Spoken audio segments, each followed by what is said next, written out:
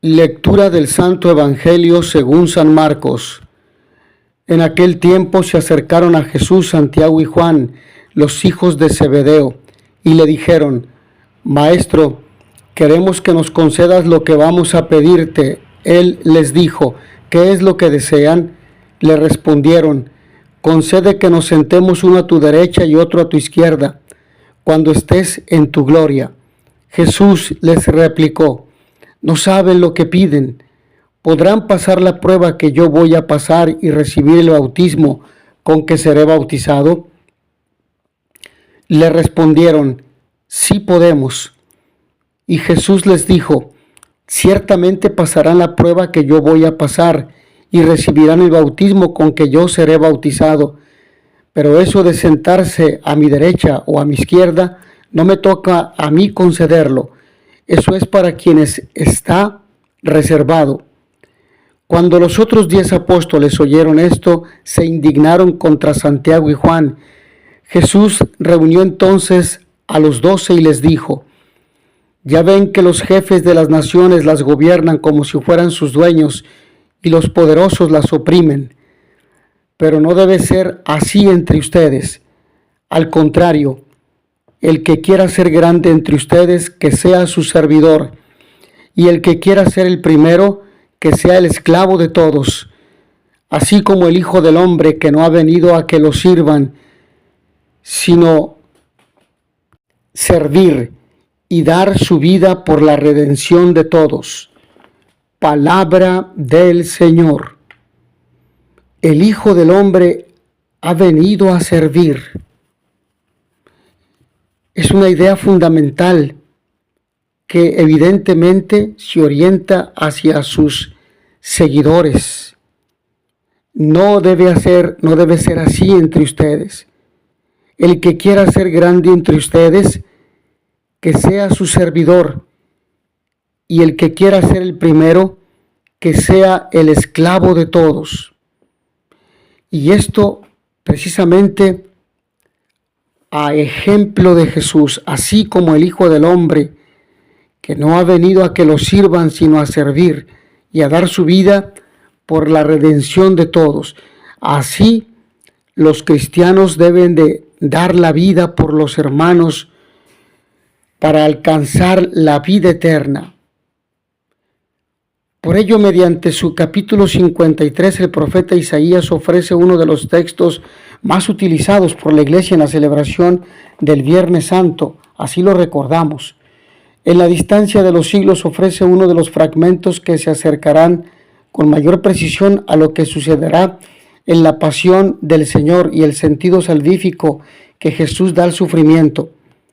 Llenará de misericordia la tierra y la librará de la muerte.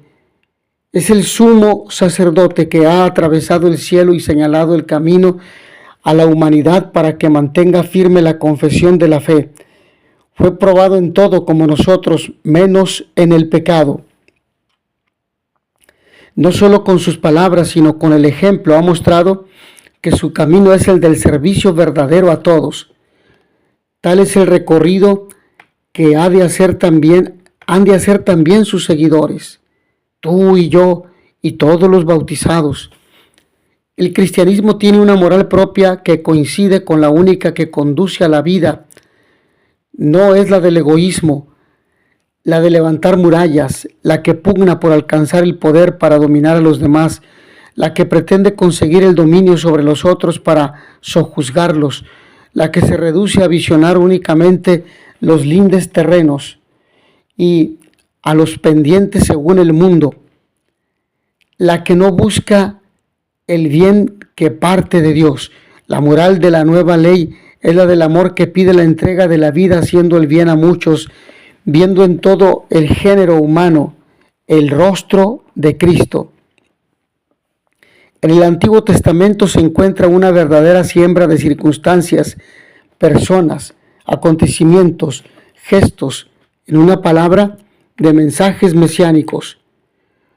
Una muestra puede verificarse en este breve fragmento que hoy se toma del profeta Isaías del capítulo 53, versículos 10 al 11, y que invita a repasar todo el capítulo 53 claramente se anuncian rasgos y actitudes del Mesías, destacados de manera particular en el trance de su pasión, muerte y también de su victoria frente al pecado y la muerte, la resurrección.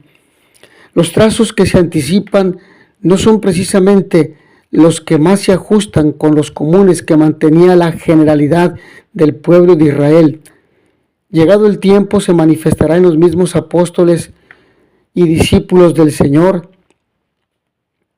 pero en realidad estas características son las que libremente eligió Dios para llevar una vida humana, sin dejar nunca de ser Dios. El Mesías quiso ser triturado por el sufrimiento, sufrir fatigas anímicas y corporales. Eligió soportar dolencias y dolores, desprecios, burlas, humillaciones, marginaciones. Todo este sufrimiento es verdad. No le correspondía al Mesías como Dios, pero siempre con plena libertad quiso soportar cargas sobre sus hombros, las que corresponden a la humanidad herida por el pecado. Cuando se hizo hombre, muchos no lo tuvieron en cuenta y sí lo condenaron, pero también lo consideraron, llegado el momento, como un desecho ante el que se oculta el rostro, azotado y objeto de burlas, molido por las culpas de sus hermanos. Sin embargo, asumió tan lacerantes sufrimientos para abrir un camino, ofrecer una puerta de salida a la humanidad que se hallaba culpablemente cerrada para ella. Sanó a todos a fin de practicar una senda que lleva a la vida. Aportó el don inapreciable de la paz, sin la cual es imposible la convivencia. Ofreció la unidad para alcanzar una fuerza constructiva y en concordia mostró los frutos que se consiguen por la paciencia, las humillaciones y, claro está, por su muerte redentora. Su condenación sacrificial justificará a muchos. Se ganó una descendencia y alargamiento de sus días. Verá siempre la luz. Además, lo que plazca al Señor se cumplirá por su mano. En promesa se contempla al Mesías como el que cargará con el pecado e intercederá por los rebeldes. Pueden recordarse aquellas palabras de Santo Tomás de Aquino: todo lo que pertenece a la fe en la encarnación y redención se transmite tan claramente en el antiguo libro de los Salmos que casi parece evangelio y no ya profecía, y no ya texto de sabiduría. En el Evangelio según San Marcos se comprueba cómo también los apóstoles pensaban muy diversamente que Isaías acerca de las peculiaridades del Mesías. Siguieron un tiempo a Jesús como quien acompaña a un personaje con poderes especiales, como quien, llegado el momento, podía establecer un reino, incluso con una clase preferente, al estilo de los reinos del mundo, aunque llegaron a darse cuenta de que el reino de Jesús iba a ser algo distinto. Los hermanos Santiago y Juan anhelaban con todo un puesto eminente de cara a los suplicantes y, en definitiva, a los apóstoles reunidos. Aclaró: para la glorificación de los seres humanos es obligado recorrer un trayecto común a todos, el de la aceptación o el de aceptar la vida como un servicio, sin tiranizar a nadie, buscando lo mejor para los demás, desviviéndose en la búsqueda del bien pleno, sin pugnar por los mismos puestos y mucho menos para obrar sin moralidad alguna. En el reino de Cristo, ya iniciado en este recorrido terreno, todos y a porfía han de considerarse como ayudantes de los demás, en definitiva, cual esclavos de cada uno. Hay una razón muy poderosa para lanzarse a semejante meta. La humanidad nueva, que comienza con la encarnación del Hijo de Dios, ha de configurarse desde el ejemplar supremo que es Jesús, nuestra cabeza. No ha venido para ser servido, sino para servir y dar la vida en rescate de todos. Lo hizo por medio de un cáliz cuyo contenido bebió, y un bautismo con el que quiso soberanamente bautizarse. Su pasión, muerte y resurrección. Se sumergió en el bautismo de la muerte, de sangre, y se alzó victorioso para la vida, la nueva vida que nos ganó. Jesús es el sumo sacerdote que ha atravesado el cielo para franquearnos aquella puerta que nos habíamos voluntariamente cerrado.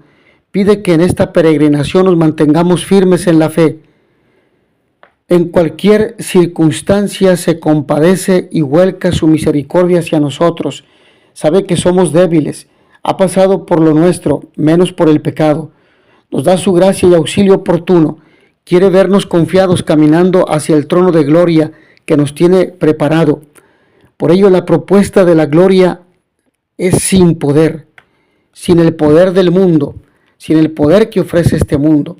El Evangelio nos ofrece una escena llena de paradojas, en las que se ponen de manifiesto los intereses de sus discípulos y la verdadera meta de Jesús en su caminar hacia Jerusalén. Ha precedido a todo esto el tercer anuncio de la pasión, Marcos 10:33.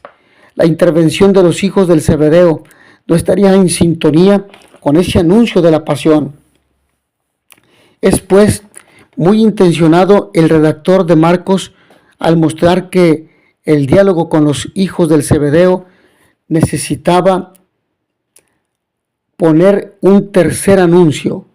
El texto tiene dos partes: la petición de los hijos de Zebedeo, versículos 35 al 40, y la enseñanza a los 12, versículos 42 al 45. Es un conjunto que ha podido componerse en torno al seguimiento y al poder. De la misma manera que antes se había reflexionado sobre el seguimiento y las riquezas, que están contenidas en Marcos 17 y siguientes, con el marco o en el marco del camino hacia Jerusalén. Pensaban los discípulos que iban a conseguir la grandeza y el poder, como le piden los hijos del Zebedeo, estar a su derecha y a su izquierda, ser ministros o algo así. Incluso están dispuestos, decían, a dar la vida por ello. La copa y el martirio es uno de los símbolos de aceptar la suerte y el sufrimiento y lo que haga falta. Es verdad que en el Antiguo Testamento la copa también puede ser una participación en la alegría. Veamos, por ejemplo, Jeremías 25:15 y 49. Y el capítulo 49, versículo 12. El Salmo 75:9, Isaías 51:17. Podemos imaginar que los hijos del Zebedeo estaban pensando en una copa o bautismo de gloria, más que de sufrimiento. Sin embargo, la gloria de Jesús era la cruz, y es allí donde no estarán los discípulos en Jerusalén. Lo dejarán abandonado y será crucificado en medio de dos bandidos. Fueron estos los que tendrían el privilegio de estar a la derecha y la izquierda. Como ignominia que confunde su causa con los intereses de este mundo. Esta es una lección inolvidable que pone de manifiesto que seguir a Jesús es una tarea inconmensurable. Es verdad que los discípulos podrán rehacer su vida, cambiar de mentalidad para anunciar el Evangelio, pero hasta ese momento Jesús camina hacia Jerusalén con las ideas lúcidas del profeta, que sabe que su causa puede ser confundida por los que le rodean y por los que se han convertido en contrarios a su mensaje del reino. Y esto lo vemos hoy con el Papa, tantas críticas que no aciertan a reconocer que es el Espíritu Santo quien va guiando a su iglesia y que es Jesús mismo el buen pastor que guía a su pueblo. Los grandes tienen una patología clara: dominan, esclavizan, no dejan que madure nadie en la esencia ética y humana.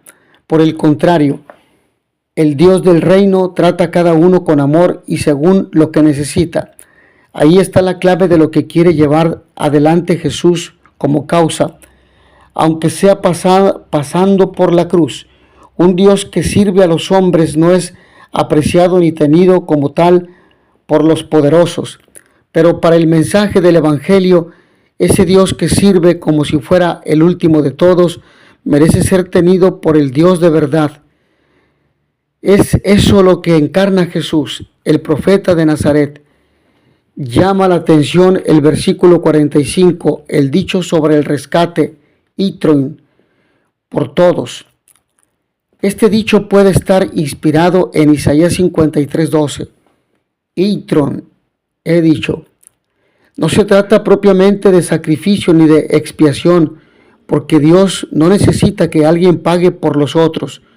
No es propiamente hablando una idea de sustitución, aunque algunos insisten demasiado en ello.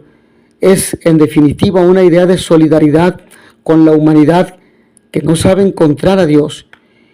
Y para ello Él debe pasar por la muerte, no porque Dios lo quiera, sino porque los poderosos de este mundo no le han permitido hacer las cosas según la voluntad de Dios. Pensar que Jesús venía a sufrir o quería sufrir sería una concepción del cristianismo fuera del ámbito y las claves de la misericordia divina. El Hijo del Hombre debe creer en el ser humano y vivir en solidaridad con él. El cur Deus homo, porque Dios se hizo hombre, de Anselmo de Canterbury, debería haberse inspirado mejor en esta idea de la solidaridad divina con la humanidad que en la visión jurídica de una deuda y un pago que sería imposible. Dios no cobra rescates con la vida de su Hijo, sino que lo ofrece como don gratuito de su amor. ¿Qué lección se desprende del camino de sufrimiento que eligió nuestro Salvador? ¿Cómo dar cabida durante el día a algún salmo? Por ejemplo, el Salmo 3. ¿Cómo seguir a Jesús en el servicio cotidiano? Mis hermanos, que a todos ustedes el Señor los bendiga y les dé la paz. Y noticia veritatis proficere, pax et bonum.